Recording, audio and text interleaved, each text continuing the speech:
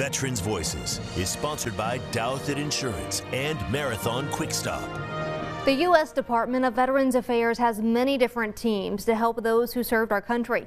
In this week's Veterans Voices, we take a closer look at how research is done on toxic exposures at the national level. Each war has sort of its signature injury or signature exposure. When the military is sent on a mission, there's another team back home in the U.S. focused on how it could impact the service members' health. Personnel are often sent to austere environments.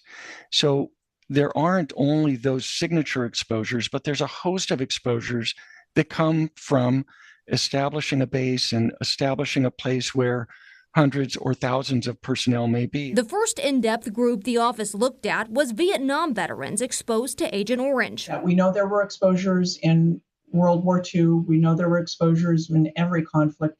We know there were exposures in the Korean War.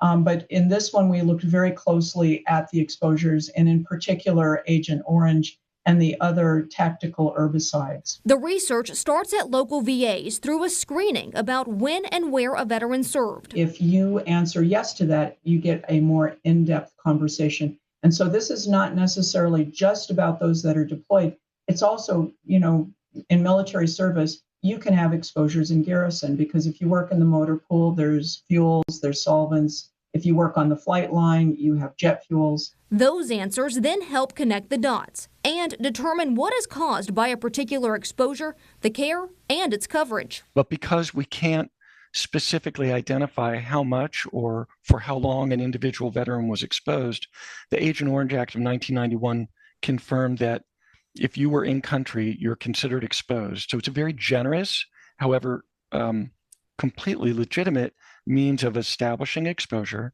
and conferring the benefit. Schneiderman and Hastings can't continue their research without veterans choosing to get their care from the VA. So you're not only helping yourself, but you're helping your battle buddies, other veterans.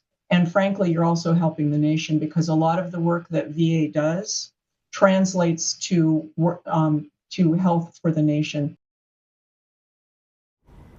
Hastings told me that research from the VA led to liver transplants, the invention of the pacemaker, and nicotine patches to help smokers quit.